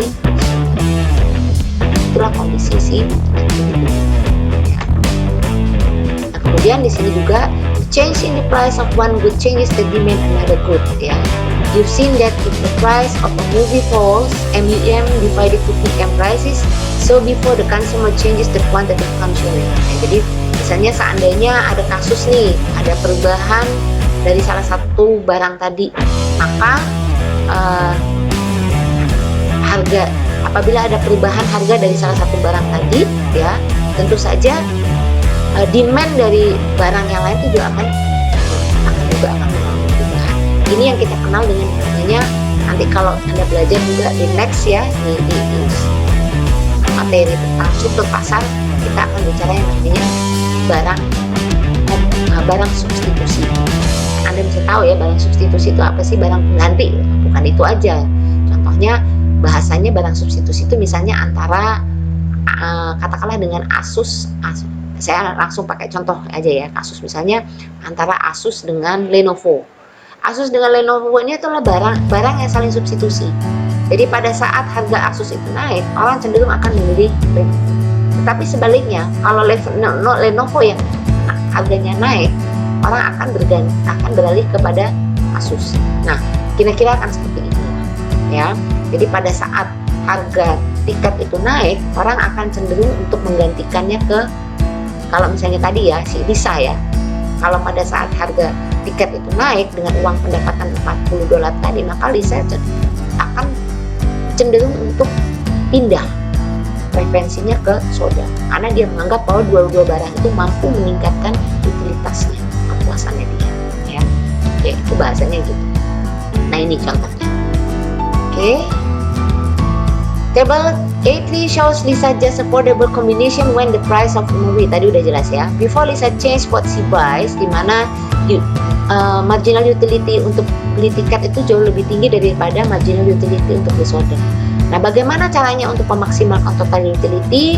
Maka bisa caranya dengan membeli tiket ya, tetapi caranya dia kurangin soda. Jadi kalau kita lihat E ini adalah saat dimana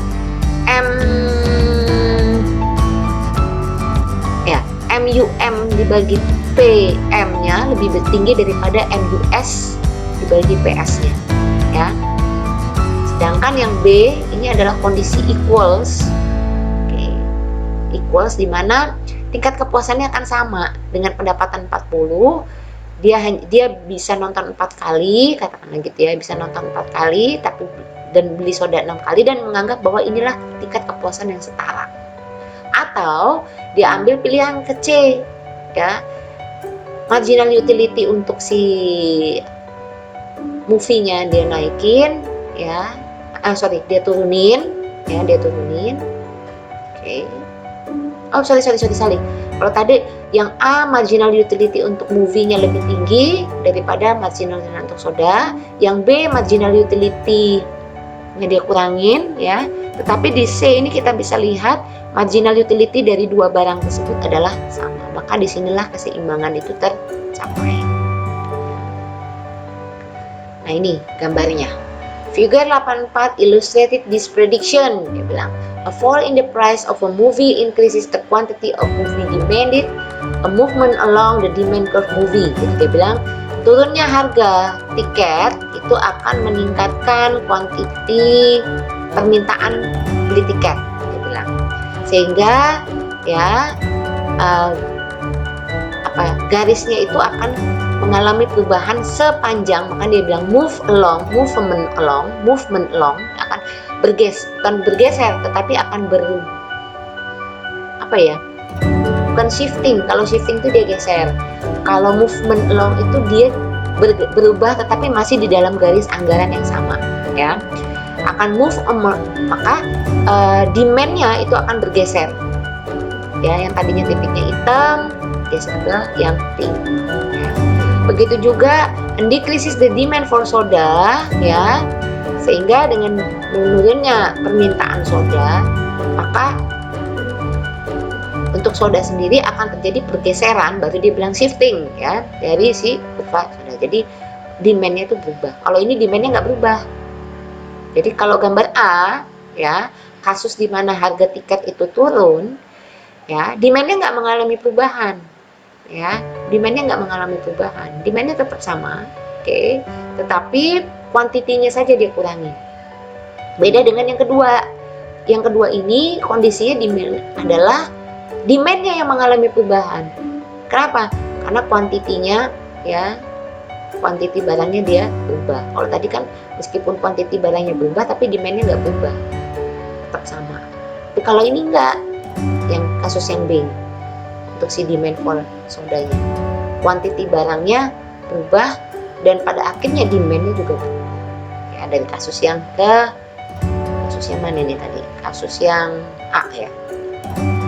Ini juga rise in the price of soda. Nah, ini juga sama nanti ya. Nah, ini bagaimana kalau seandainya adanya peningkatan pendapatan? Dia bilang when income increases, the demand for a normal good is increase. Jadi ini hukum alam ini. Jadi pada saat orang itu pendapatannya naik, tentu saja keinginan dia untuk membeli barang itu juga semakin naik, ya. Itu normal, itu namanya manusia normal, manusiawi. Given the prices of movie and soda, when Lisa income increase from 40 to 56 a month, ya. Pada saat si Lisa itu pendapatannya naik dari $40 ke $56 per bulan, tentu saja dia akan lebih banyak mengkonsumsi, dia akan lebih banyak membeli tiket film dan juga akan lebih banyak membeli soda, ya.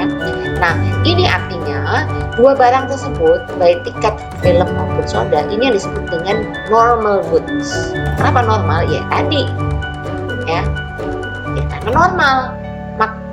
Harganya tadi itu pendapatannya naik, ya, kebutuhan juga naik. Ya. Nanti kita bisa lihat di gambar di prediksinya 85, kita bisa lihat di sini. Ya. Table 85 shows Lisa just affordable combination when she has $56 to spend. Jadi menunjukkan bagaimana kombinasi pada saat si Lisa itu memiliki kenaikan pendapatan dari 40 menjadi 56.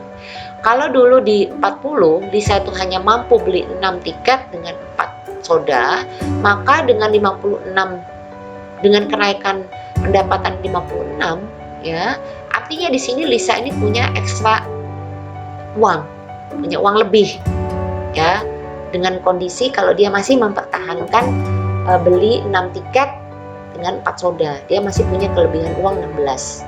Nah, disinilah dia bisa membeli lebih banyak barang, ya, dia bisa membeli dan barang. Caranya bagaimana? Mungkin dia bisa nambah apa sih? Bisa nambah kegiatan dia beli nonton film yang mana yang dulunya dia beli 6 kali, dia bisa nonton jadi 8 kali. Begitu juga dengan yang sebelumnya dia beli 4 soda, dia bisa beli 6. Nah, ini gambarnya kan seperti ini. Jadi dari hal ini kita bisa katakan bahwa yang dengan adanya pendapatan income, naiknya pendapatan income, ya, masyarakat, implikasinya kan seperti itu. Maka dengan pendapatan masyarakat yang meningkat, maka pergeseran demand-nya juga akan mengalami perubahan.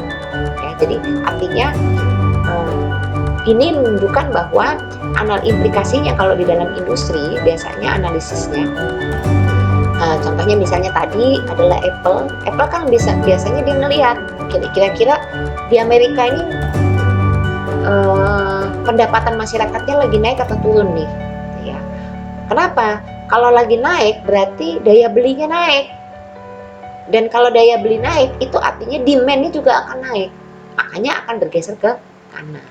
Sehingga dalam hal ini untuk menangkap pasar, pendapatan masyarakat Amerika lagi naik nih, berarti kalau gitu bisa dong, ya, kita jual barang lebih banyak, atau bisa dong kalau harga itu kita naikkan. Itu. Jadi inilah implikasi dari implikasi dari bagaimana marginal utility theory ini bisa diprediksi yang terkait dengan kebijakan. Nah, dan yang terakhir adalah terkait dengan paradox value. Ya, apa itu paradox value? Ini adalah nilai-nilai yang sifatnya paradoks. Paradoks itu apa ya bahasa Indonesianya ya? Tidak normal ya, artinya apa ya? Nanti Anda lihat sendirilah di Google lah paradoks itu artinya. Kalau yang saya bisa bayangkan yang namanya paradoks itu terkait dengan hal-hal yang sifatnya anti mainstream. Ya, anti mainstream itu apalagi sih, Bu? Ya, Anda bisa lihat sendirilah. Saya tahu, tapi saya susah mau menjelaskan apa itu anti mainstream. Artinya hukum itu tidak berlaku. Jadi kalau misalnya orang bilang, oh kalau pada umumnya, ya ini contoh ilustrasi paradoksnya. Matahari itu terbit di timur, terbenam di barat. Tetapi untuk daerah-daerah tertentu, teori tadi tidak berlaku. Kenapa? Untuk kasus-kasus tertentu di beberapa negara atau di beberapa wilayah malah kebalik. Matahari itu terbitnya di barat, terbenamnya di timur. Nah, inilah yang disebut dengan paradoks. Nah, saya bilang anti mainstream, berseberangan dengan aturan-aturan, ya, aturan atau teori atau normalnya lah. Ya. Contohnya apa? Contohnya di sini barang-barang yang mengalami paradox value ini adalah air. Ya, seperti kita ketahui bahwa air ini adalah sesuatu yang sangat esensi dalam kehidupan. Ya, dia jauh lebih murah daripada diamond, berlian. Yang mana diamond ini sendiri sebenarnya bukan esensi. Kenapa nggak bisa esensi? Kalau kayak air, orang itu kan butuh. Orang nggak bisa hidup kalau nggak ada air. Tapi kalau diamond, dia nggak esensi. Kenapa? Ya nggak punya. Saya nggak punya diamond. Tapi saya kan masih bisa hidup. Ya. Beda kalau dengan air. Saya nggak akan bisa hidup kalau nggak ada air. Nah, itulah yang namanya diamond itu bisa dikatakan sebagai paradoks, ya. Nah, dia bilang the paradox of value of why water is far cheaper than diamond is resolved by distinguishing between total utility and marginal utility. Jadi inilah kenapa yang namanya air itu jauh lebih murah daripada diamond. Ya. Jadi air itu mengalami paradoks. Ya. Kenapa? Padahal kan itu penting, tapi kok harganya lebih murah. Nah, inilah yang membeda, khusus untuk produk inilah yang mungkin agak sedikit membedakan antara total utility dengan marginal utility. Dia bilang, we use so much water that marginal utility from water consumed is small but the total utility is large. Jadi dalam hal ini kita banyak minum air sehingga marginal utility dari waternya tadi, dari airnya itu kecil, tetapi total utility-nya itu besar, manfaatnya besar. Jadi perubahan sedikit tetapi ternyata manfaatnya besar. Nah, itu paradoksnya. We buy few diamonds, so the marginal utility from diamond is large, but the total utility is small. Sebaliknya kalau kita beli diamond, marginal utility-nya itu besar, tapi kok total utility-nya malah justru kecil. Jadi contoh paradox value itu kalau kita membandingkan antara air dengan ada lagi contohnya misalnya antara misalnya Anda memutuskan untuk beli rumah karena Anda nggak punya rumah, dengan beli lukisan mahal, itu juga kita bisa masukkan dalam kategori paradox value. Nah, bagaimana caranya untuk mengatasi paradox tadi? Ya, the paradox is resolved by distinguishing between total utility. Jadi cara untuk mengatasi adanya fungsi paradoks ini adalah kita harus membedakan antara fungsi dari utility total dengan utility marginal. Contohnya tadi, apabila harga air itu rendah, meskipun total utility-nya tinggi, tetapi marginal utility-nya kecil. Sebaliknya, untuk diamond, harganya itu tinggi, sehingga total utility-nya rendah, tapi marginal utility-nya adalah tinggi. Tetapi, bagaimana dengan marginal utility per dolar? Itu adalah sama, untuk kondisi yang sama, baik itu untuk water maupun diamond. Jadi marginality per dolarnya itu mengalami sama. Nah, ini gambarnya. Oke, kemudian consumer surplus, ya. Nah, minggu lalu Anda juga sedikit banyak bahas mengenai consumer surplus ya oleh Dr. Sahidan. Apa sih consumer surplus itu? Adalah kelebihan apa? Consumer surplus, ya, kelebihan dari konsumen akibat adanya perubahan harga, ya, jadi keuntungan itu. Jadi contohnya tadi, the supply of water is perfectly elastic, so the quantity of water consumed is large and the consumer surplus from water is large. Ya. Jadi pada saat harga air itu, jadi dia bilang air itu adalah barang yang sifatnya elastis sempurna, sehingga kuantitas dari konsum barang air yang mau dikonsumsi itu jelas besar, dan ini juga menyebabkan consumer surplus dari air itu juga tinggi. Ya, sebaliknya diamond ini sifatnya inelastis, ya, sehingga pada saat harga tinggi, pada saat the consumer surplusnya itu malah justru akan rendah. Ya, itu artinya dalam hal ini di sini implikasinya bahwa si industri bisa harus tahu dulu dalam menentukan sejauh mana sih keuntungan yang bisa diperoleh, ya, industri maupun masyarakat, ya, terutama industri. Bisa menentukan kira-kira hal yang pertama harus dilakukan, dia harus tahu dulu ini barang yang saya jual ini sifatnya elastis atau inelastis. Kalau dia sifatnya elastis, ya berarti dengan adanya paradoks tadi, berarti konsumer surplusnya itu adalah tinggi. Tapi sebaliknya adalah tinggi pada saat konsumsi airnya itu tinggi. Tapi sebaliknya untuk si diamond, karena diamond itu sifatnya inelastis, apabila harga diamond itu tinggi, nah, konsumer surplus yang diperoleh dari si industri itu juga akan kecil. Ya, konsumer surplus itu apa sih? Keuntungan dari kemampuan dari. Jadi gitu. Oke, nah ini ada temperatur analogi, ya, sama aja dengan masalah temperatur. Ini juga terjadi selain air, temperatur, ya, ini juga bisa. Nah, inilah yang kita sebut. Bagaimana dengan yang namanya menjelaskan consumer choices tadi? Jadi pada dasarnya yang namanya consumer choices atau teori pilihan konsumen ini merupakan rangkaian dari masuk di dalam teori-teori behavior of economics. Jadi masuk di dalam teori-teori ekonomi perilaku. Ya, dia masuk menjadi buku.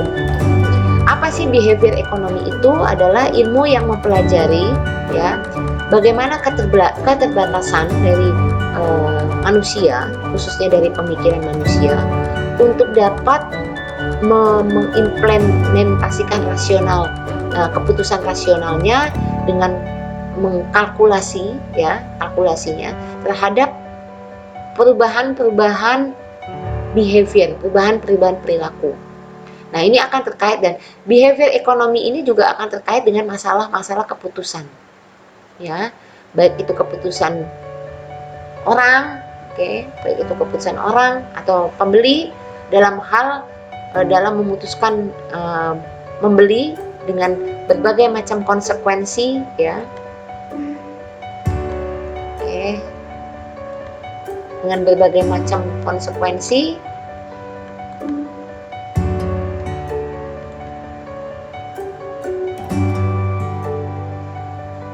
dengan berbagai macam konsekuensi yang harus dia apa sih?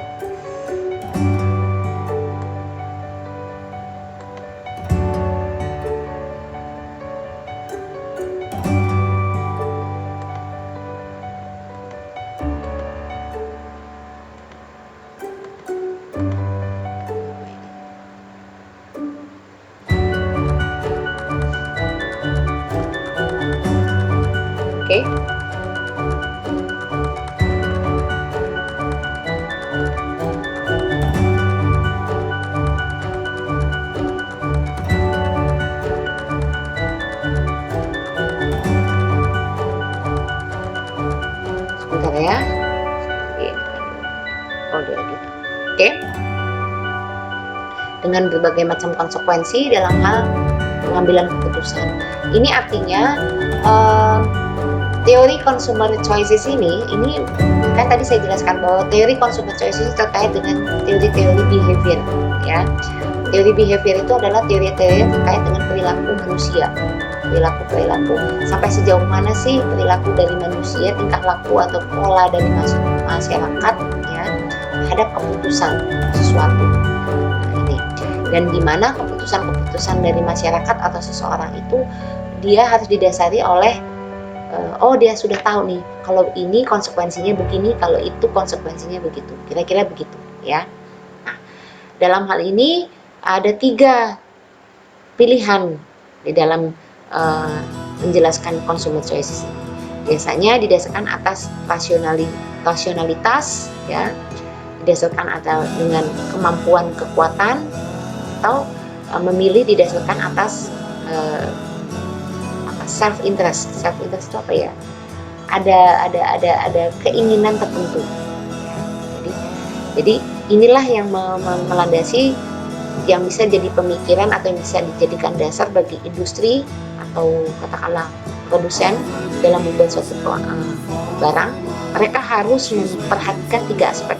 Pertama, aspek rasional dari si konsumen, yang kedua aspek dari kekuatan atau kemampuan dari konsumen, dan yang ketiga adalah aspek dari ketertarikan ya, dan motivasi.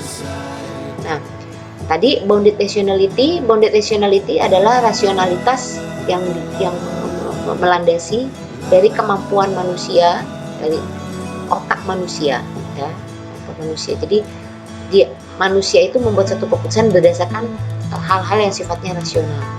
Jadi misalnya, faced with uncertainty, consumer cannot rationally make choices that instead rely on the decision. Dan ini juga tentu saja terkait dengan pengambilan keputusan. Jadi misalnya contohnya misalnya gini, kita bikin suatu produk. Ini produk ini katakanlah misalnya saya jual laptop. Nah, laptop yang saya beli, yang saya jual ini kira-kira yang saya jual ke masyarakat ini, kira-kira tanggapan dari analisa saya terhadap pasar yang mau saya hadapi, kira-kira si pasar tadi atau si konsumen tadi beli barang saya ini berdasarkan rasionalitas atau hanya ada hal-hal lain ya. Kemudian tadi willpower yang berkaitan dengan kemampuan dalam pengambilan keputusan ya, atau interest.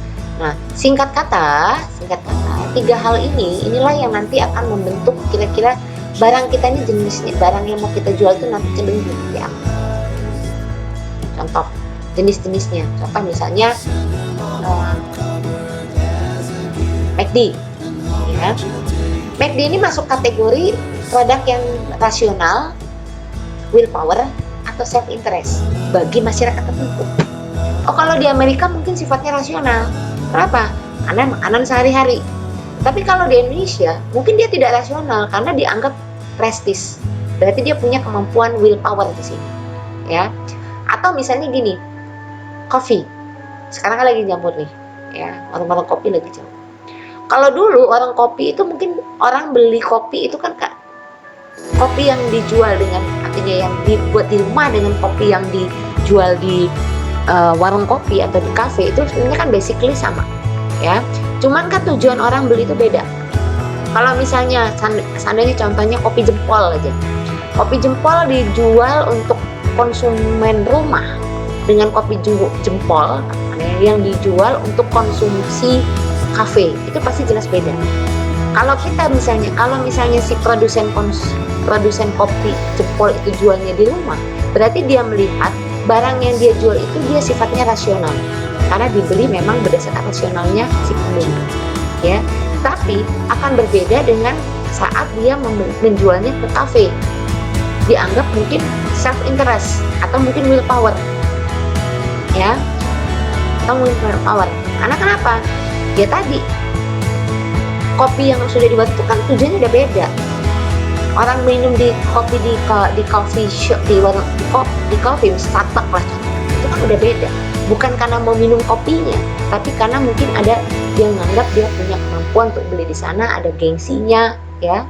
Atau mungkin dia nganggap dia minum kopi di Starbucks tadi karena dia ada keinginan tertentu nih, dia mau cari apa? Oh, dia kelihatannya dia mau meeting, dia mau ketemu orang.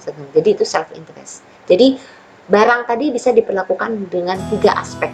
Meskipun barang tersebut wujudnya sama, bahkan mungkin mereknya sama, tetapi nanti dia manfaatnya itu nanti akan berbeda, tujuannya bukan manfaat, tujuannya nanti akan berbeda ya, apakah tujuannya lebih ke rasional atau ke willpower atau ke self ya itu. Oke, nah ini salah satu hal lagi yang terkait dengan masalah-masalah perilaku yang terkait dengan teori-teori konsumen, teori behavior ya, adalah endowment effect. Apa sih endowment effect itu? Endowment effect itu adalah suatu dampak yang mengarah pada seseorang yang bisa memberikan sesuatu hal yang tadinya simple itu bisa menjadi lebih tinggi. Ya. Contohnya misalnya endorsement, ya, endorsement ya, sekarang kan lagi musim nih endorse dari orang-orang tertentu ya, biasanya orang-orang yang memiliki follower yang banyak. Nah, itu salah satu strategi yang dilakukan oleh dengan menggunakan endorsement tadi, ini yang kita sebut dengan endowment effect. Kemudian ada neuronomics, ada juga ya, bagaimana pemilihan konsumen tadi bisa menggunakan strategi neuronomics ya, terkait dengan pengambilan keputusan. Different decision appear to activate different areas of the brain. Ini dengan neuronomics tadi, dengan kemampuan neuro. Kemudian kontroversi ini juga masuk ya. Jadi orang membeli suatu barang itu berdasarkan karena barang itu lagi kontroversi. Contoh misalnya beberapa minggu ini kan lagi heboh dengan foto film ya, video-videonya si Gisela. Begini saya ngikutin perkembangan ya, bukan fotonya tapi saya ngikutin beritanya.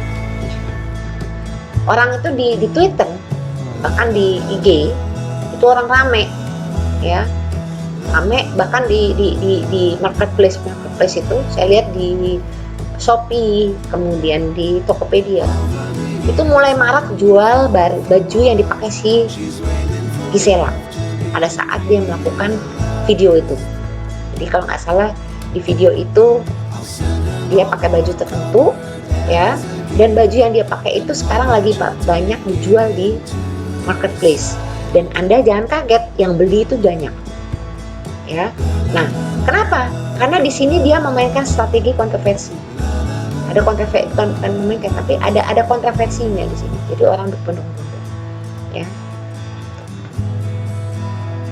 Oke, saya rasa sampai sini saja untuk materi minggu ini.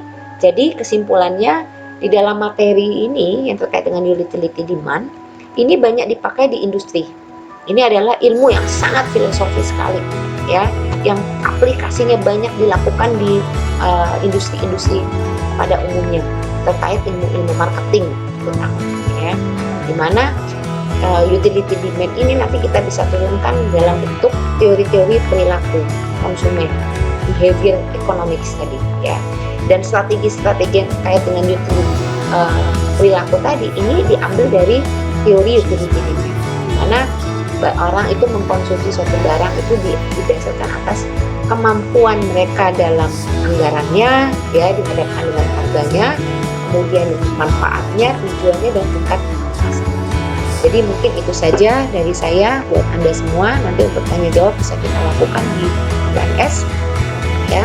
Sekali lagi saya mengucapkan terima kasih dan mohon maaf apabila ada kata-kata yang kurang berkenan. Kita ketemu lagi di minggu depan. Oh ya, minggu depan kita sudah mulai masuk TS ya. Mudah-mudahan dan salah satu dari soal-soal yang diberikan di UTS itu kalau nggak salah ada salah satunya saya masukkan materi ini. Oke, saya ucapkan terima kasih. Assalamualaikum warahmatullahi wabarakatuh dan semoga sehat selalu.